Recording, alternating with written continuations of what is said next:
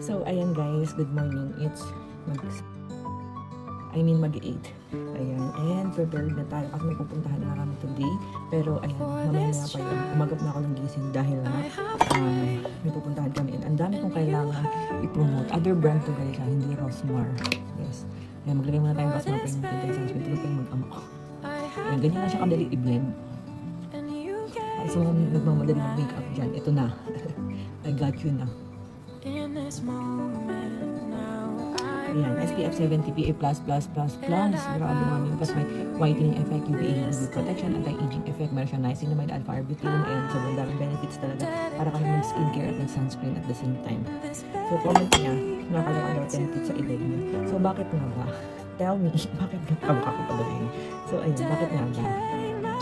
So, kaya po siya 10 teeth dahil na nagkakawahan na. Kasi akala ko din kasi dati, kagaya ng mga iba nagkukumit, akala ko kasi guys, kumbaga, so tulad na ng ibang mga mami, akala ko kasi guys is kapag ka ganyan na baby teeth pa lang o hindi pa permanent teeth, eh hahayaan na lang mahulog ng sadya. Akala ko ganyan. Kasi kami ng bata pa ako, nakapadentista kami, pero ang naaalala ko kasi, bukod na nakapadentista kami, naugal dito ko parang, binubunot namin dahan-dahan, nilalaro ko pa nga ng dila. So basically, akala ko ganun, hahayaan lang. Pero sa case kasi ni Natnat, yun, kinabahan ako kasi kapag ka daw pala, puro bulok daw ang ngipin. Sa totoo lang, wala naman siya yung black na ano-ano sa ngipin. Hindi ganun. Alam mo yung parang nauupod siya. Parang nagiging tuod. Tuod ba tawag doon? Para bang nasa loob na ng gums. Pag naubos, parang ganun siya. So, ang ginawa ko, pinaano na namin.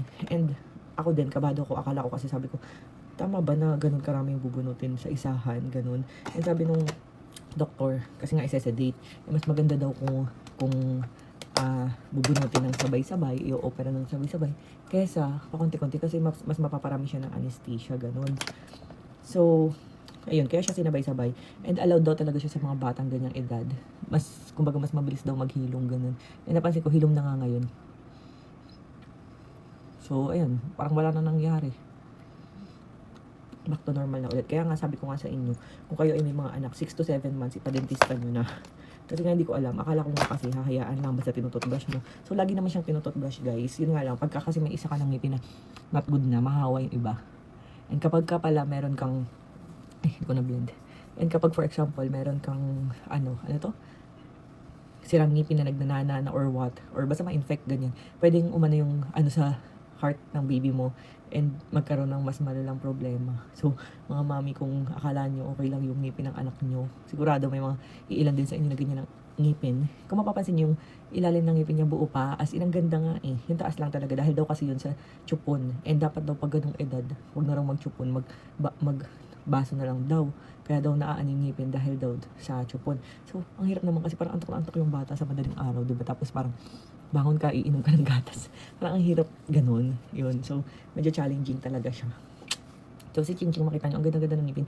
Si Natnat, lagi naman yung tinututbrush. Yun nga lang kasi, nangyari, toothbrush ng umaga, toothbrush ng gabi. Pero dapat daw kasi every time na dumedede. Kasi nga, magkakaroon ng parang ng gatas. And dapat i-brush. Eh, kaso dumedede siya madaling araw, gabing-gabi na. Parang OA naman, kung may ako magtututbrush, diba? So, ayun. Yun yung story behind that. And yes, 10 po talaga. At maliliit lang naman yun. Kumbaga parang, upod-upod na nga ganun. So ayun nga, para maiwasan, ipadentista yung mga anak nyo at huwag nyung padidehin sa chupon. Kasi nga pag hinayaan nyo yung mga ganyan ng anak nyo, possible po yan na magka-problema sa puso. Hindi ko sure ha, parang ang sabi rheumatic something ganun. Hindi ko pa nasa-search. So ayun lang, ingat lang mga mami. So check out nyo itong ginamit ko. Ayun, parang ako nag-foundation. Wala po siya like it feels very lightweight para ka ng foundation. Search nyo lang Rosmar, lagay ako premium tinted sunscreen.